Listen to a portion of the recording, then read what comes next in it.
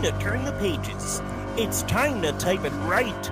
It's time to get things started on the most bookational, inspirational Once Upon an Author show. Here's your host, Danielle M. Orsino. Yay!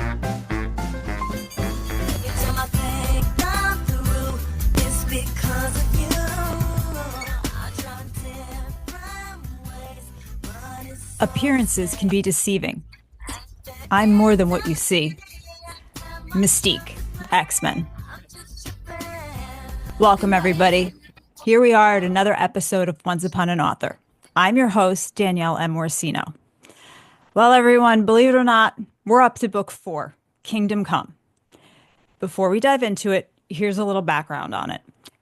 From the Ashes, the book we discussed about 3 weeks ago, and Kingdom Come were actually one book. They were supposed to be. Now, spoiler alert, who I kill off in Kingdom Come was always supposed to die. That was never going to change. But I wanted to make it one book. Cleet, my Yoda, was the one who told me to divide the book. So that's first of all. This was supposed to be one book, just to start you off. So that lets you know there's a little bit of tea with this book. Let's get started on the cover. Now, this book was a first edition when it was released. First time out. Was there a cover? Well, almost. Yes and no. I had no photos for this one. I had photos before, from other previous shoots. But for this one, no. My King Jarvok was due to make his cover debut. Publisher wanted him on the cover. Problem? I had no King Jarvok. He had been seen in a trailer that we had done years prior, but I had no still shots from it. So I had no King Jarvok. I had the armor that I had made, but that had been put away and in storage. I didn't even know what it had looked like. And it was also sized for someone specific. And the guy actually wanted to wear chainmail. I actually had chainmail on this guy. He wanted to be authentic. I didn't even know what the chainmail looked like, much less if somebody was going to wear it. It brought nothing to the whole shoot, but whatever. That's a whole other thing. So I had this armor. I had to pull it out. Now I had made it, and I had all these acrylic skulls like on his shoulders and throughout the whole thing that I actually made with ice cube trays. So I had to see if those were going to be in order, and acrylic is a pain in the neck. And if anybody knows acrylic or resin, it doesn't always stay in great shape. If you do clear, it usually turns kind of yellow, and it's a whole thing. So I had to grab that. I was also in Charlotte. I was no longer up in New York where my team of people were. So I was down in Charlotte. And my photographer was in Charlotte, everybody. So naturally, I was going to have to pack all this up and fly to New York, including the armor. Because, heck, why not? Let's make this as difficult as possible. Yay! But here's the other problem. Who was paying for this? Because as we discussed previously, publisher wasn't fitting the bill. So this was going to be all on me. Yeah, fun. But now I had to find a Jarvok. Now, in the book, Jarvok is at least 6'5", if not bigger. He's the big darkfae king. He's the warrior of warriors. He's the demon slayer. Like, he's a big bad dude. I didn't know anybody who was like this. In a perfect world, my husband is like 6'2", great jawline. He would do it. Because Jarvok's helmet is actually more like a cowl, and it's made of like these stalactites and stalagmite things that kind of come down, and all you really see is his jaw. He has a little Batman kind of influence, but like I said, whole other story. But he had to stay home. He had to work in the pups. So I was going to be doing this on my own. My friend Jacob, the same one that does the Chaos Be With You, he does some voice instruction. He had a friend, George. George had done some modeling. George was not 6'5", but George looked really good in a cowl. I mean, the lips, the whole thing. And I was like, okay, George has got the job. So We got that. We got our Jarvok. So he agreed, signed a waiver, the whole thing. George was a total professional. Awesome, George. But I couldn't fit George until the day of the shoot. So he sent me his measurements. I knew things were going to be a little big. I had to buy some different things and work some stuff out while I was in Charlotte. So once again, this was going to be a little, slapstick kind of comedy once we got there. And like I said, I could not see him till the day of the shoot in Giulietti, that's my photographer, until we were in her studio. George and I weren't even going to see each other. So chemistry wise, we didn't know how this was going to work out until the day of the shoot. I mean, talk about razor edge thin, cutting this close. And once again, this was the first time Jarvok was going to be on a cover. And this was the first time we were going to see him in this physical embodiment. So Jarvok has been this crazy character throughout the series. He goes from being a villain to, okay, I kind of like him, to now people are rooting for him. And now I'm going to display him. So there was a lot of pressure. And then Aurora is going to show up again, and the two are going to be together. But I need a new outfit. It's a very specific look in the book. I got to make a dress. Last minute, I got to throw something together. So I didn't have it. Time for another build. But once again, it's a very specific look in the book that has to do with the storyline. So it's this whole white lace gown that she wears, and it's because of stuff that's going on. And of course, I have to put a bunch of crystals on it. So I got to get the hot tool out and Swarovski crystal this thing up, which takes me, I can't even tell you how long Swarovski crystals take, but when they're on a mannequin, they're falling off. They're going everywhere. I got the pups running around. I can't tell you. Penelope's got them all over her. Carlos, I'm trying to tell him don't lick the crystals, which is not something I thought would come out of my mouth with my Yorkie. But then again, I have to tell him don't lick the floor a lot. But I got him, don't lick the crystals, don't eat the crystals. We found a couple later on, and yes, he did eat them. But luckily they were really small, so it's fine. But still, I've got all that going on. I'm trying to make a train of tulle for her. It's a whole thing. I got to get the crown, which Enchanting Earth in Topeka, Kansas, had made an Aurora crown. And it's gorgeous. It's got clear quartz, and it's got the Angelite disc in the middle. I mean, it's like perfection. That's got to get shipped up. So I packed this huge box, Jarvok's armor, Aurora's stuff, heads up to Juliet, goes to her studio. Oh my gosh. Do you want to know how big this box was and how much it was to ship? Because I got to insure it. I mean, if this thing doesn't get up there, I have nothing. So in my head, I'm trying to think, okay, plan just in case. And then I went and did something a little dumb that, how can I put this to you guys? I had a moment of weakness where the song we used on Pretty, I will be able to put this together for you because I just had this moment of insecurity before the shoot. Like I said, not my proudest moment, I think we could say. And I did it just like 3 weeks before the shoot. And I'm going to tell you all about it because I have not told anyone this to this day. No one knows what I did before the shoot. They probably had their suspicions and nobody said anything to me. But I fell for probably one of the worst female traps, I'll say, before a photo shoot you can do. And it was one of the biggest mistakes, and I did it. But I'm going to tell you that big secret when we come back. But first, I want you to hear about this wonderful book that has debuted by Joan Coaster.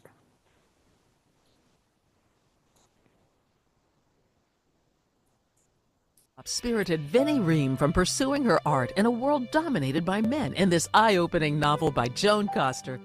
Despite her plain-spoken ways and Western twang, nothing will stop spirited Vinnie Ream from pursuing her art in a world dominated by men in this eye-opening novel by Joan Coster, based on the life of 19th century American sculptor Vinnie Ream Hoxsey. To order and learn more about Prairie Cinderella, Vinnie Ream and the Gilded Age, go to www.joancoster.com. All proceeds donated to the Freedom to Read Foundation.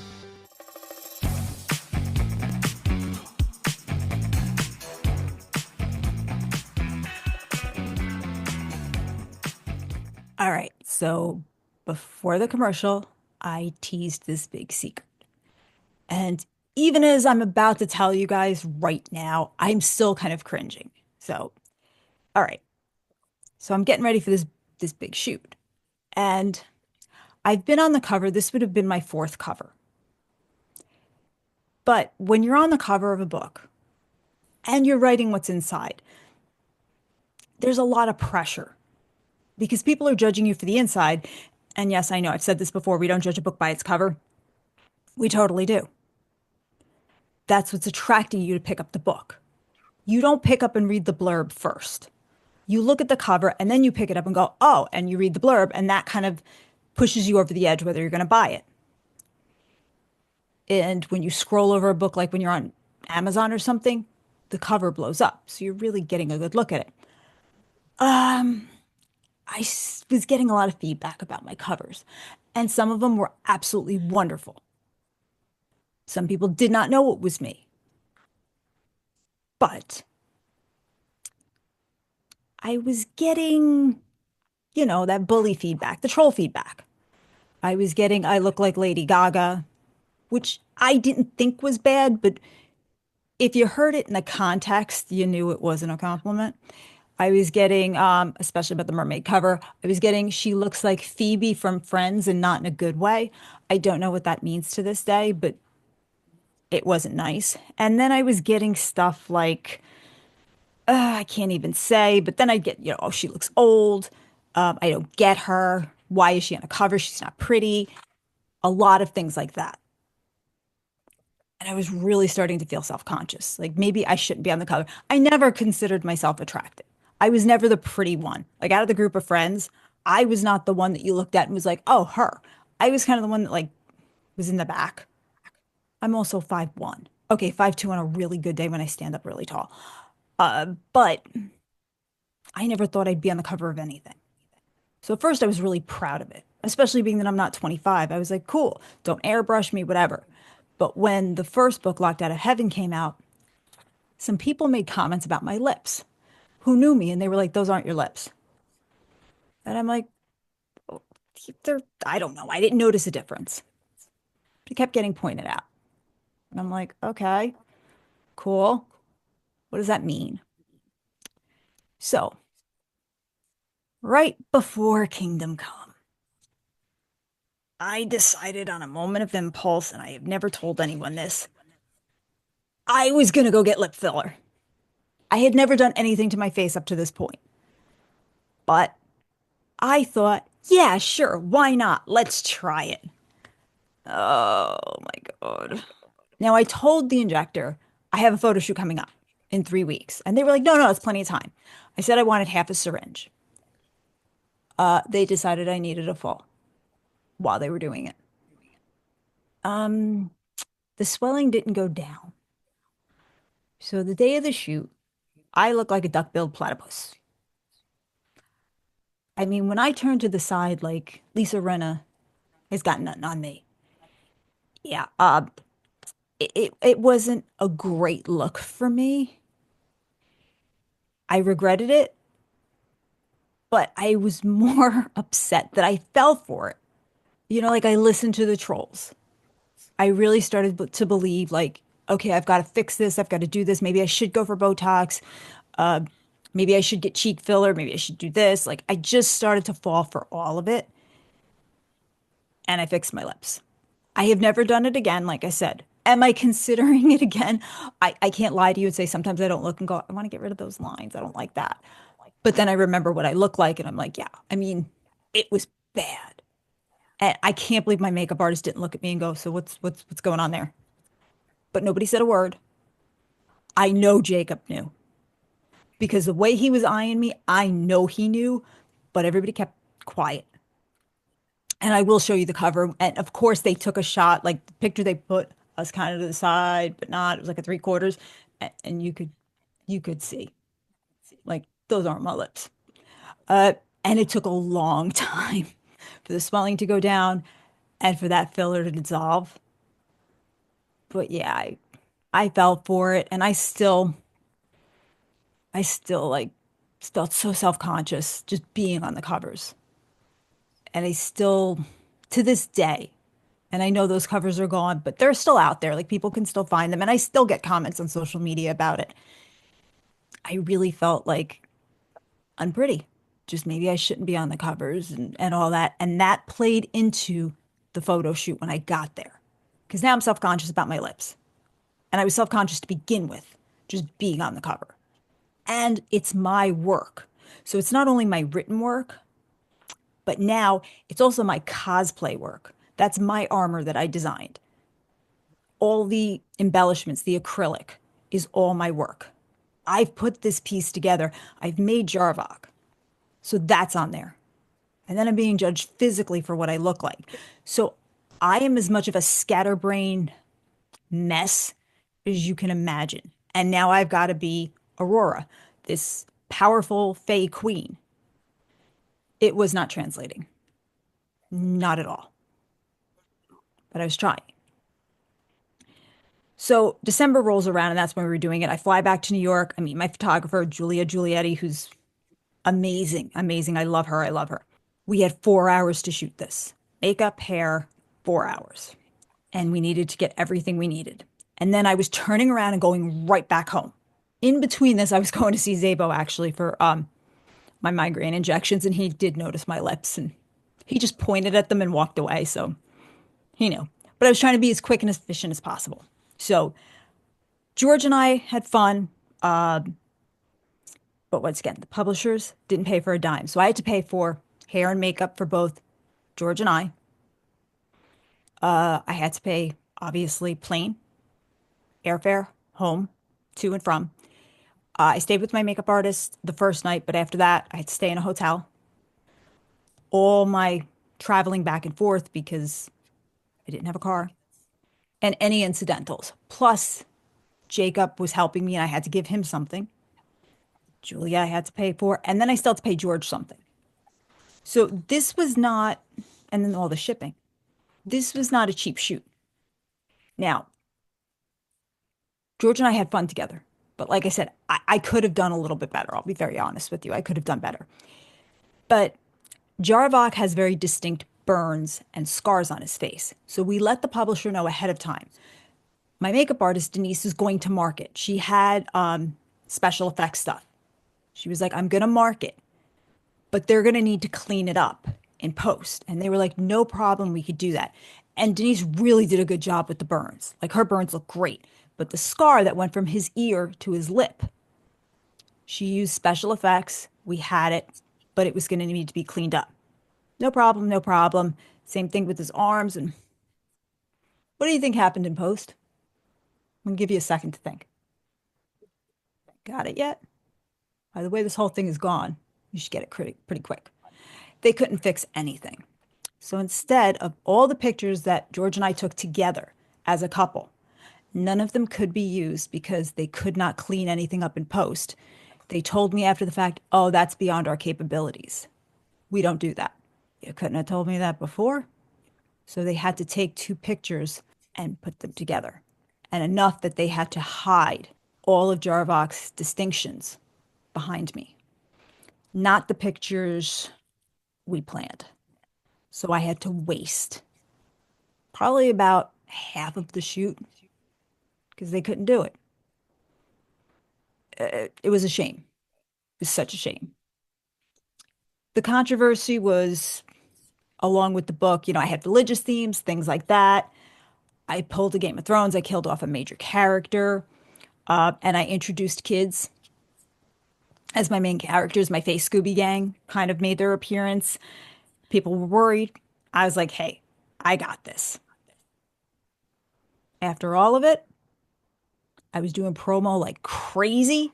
The book's out. The royalty statements come in. Now, this book should not be on those royalty statements. Because remember, they're 30 to 60 days or whatever. There's nothing on there. None of my books made any money. None.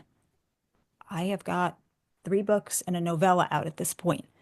They tell me no because you're ready for this. Some retailers report sales on a 3 to 6 month delay, and some only pay once a year. Now, ladies and gentlemen, please tell me one retailer who gets a net 365-day term. I'll wait. You let me know. At this point, the smoke and mirrors were clearing, and I realized I had made a small mistake, but a pretty big one. But I had a contract. I decided to go the Bugs Bunny route. If you can't beat them, join them. I thought just maybe if I got inside, worked with them, I could kind of figure out what's going on, and somehow this would all make sense. It's not my brightest move, but I really thought if I got in there, either I'd get treated differently because that's what everybody else did. Everybody was friends in there, and their books seemed to be doing great, and they were getting marketing. So it really came down to, let me just go. So I started doing little things to show like, hey, I'm part of the team. Let me see. Maybe I'll get treated better. And eventually was offered a spot in the company. And I was like, I'm going to jump on this. Like I said, not a great move. Not a great move. Not one of my best moves. But I did it. And things went from bad to worse. Because I didn't drink the Kool-Aid. And everything was starting to show. And we were going to get into that. But first, I want to show you the cover. So if you're watching this on Facebook Live, you'll see the cover. If not, go to the replay on Facebook or go to my YouTube page and you'll see it. So, see. And there it is. And there's my duck clips. George, me. There it is. Here's another little thing. I provide the pictures. I still get charged full cover design price. Like I said in Fire Ice, same thing here. Full price, but I provide everything. Let that sink in again. No royalties, still getting charged. Do you know how much I'm in debt for at this point? I'd be working for them, just selling books for the next 15 years to pay off what I owed at this point. 4 books, 4 novels and 1 novella. Once again, I'm in trouble and I'm in deep. But I'm in with them now, so I think somehow this is going to work out. Spoiler alert, it did not. Not even close. But that's okay. That's okay. I found a way out. But I still had a Fae is done and Forgive Us to get through. So I had 2 more books before volume 1 was done. So my plan was, let's finish those and then we're out. I had a little novella that I was thinking about, Danius and Jaden. But my thought was if I get through volume 1, maybe I can leave and not fulfill the rest of it. Because I knew I wasn't giving them Succubus. I knew I wasn't giving them volume 2. But somewhere in the back of my head, I thought, maybe this will work out if I'm in with them. You know, I was still kind of having this duality and still racking up debt. I wasn't happy. And being on the covers was starting to get to me. But I was also making a name as the cosplay cover girl. So there was a lot going on in this head of mine, and I already had a lot of voices. I didn't need any extra. But like I said, we're going to get into that. For today, though, for my writers, when you're a writer, sometimes you pour everything, your time, your money, your energy into your work, and it still doesn't go as planned. Publishers will not always have your back. Trust me on this. People will criticize things you never even thought about, like me for my covers. But in the end of the day, the story is always yours. Always. It's not always pretty, but it's yours. No one else can tell it the way you do. So you have to own every aspect of it. Regardless, it's yours. Remember, treat it with respect, because if you don't treat it with respect, no one else will. Not even the publishers, regardless of what they say. For a little bit of self-reflection, have you ever let the voices shake your confidence in something you love? Maybe it's a creative project. Maybe it's a dream. Maybe it's the way you see yourself. I know that happened. If you have, was the criticism ever valid? Or was it just noise? Was it really coming from the outside? Was it coming from the inside? And did you let it stop you? Did you change anything? Could you use it, or did you make a mistake? Did you listen to it? What happened? In my case, I listened to it and I wound up with a duck face. Thank God it went down. Thank God it didn't migrate. Oh my gosh. So think about those inner critics. Are they inner? Are they outer? Sometimes you have to figure that out to kind of go forward. Mine was a little bit of both. I was listening to trolls, which I shouldn't have. And then I made it my inner critic. And that was definitely a problem. The moment you stop caring about the noise and you focus on your vision, that's kind of where the magic happens for your self-confidence or even for your projects. Let it sit with you a little bit and just keep writing your own story inside and out. Whatever that is. Whatever you want to do, whatever your goals are. If you want to see what's going on with the Fae, you can always catch me on Instagram at daniellemorsinoauthor. Birthofthefae used to be my old Instagram. Still getting used to that. And next week we will get into A Fae is Done, and there's a lot of tea in that one because I left a lot of little Easter eggs. And you can always catch me Thursday nights, 6 p.m. right here on WWDB AM, Talk 60, Talk 860. Bad day, guys. On Liberty Bell Smack. And I will see you guys next week for A Fae is Done. Thank you once again. Have a great week.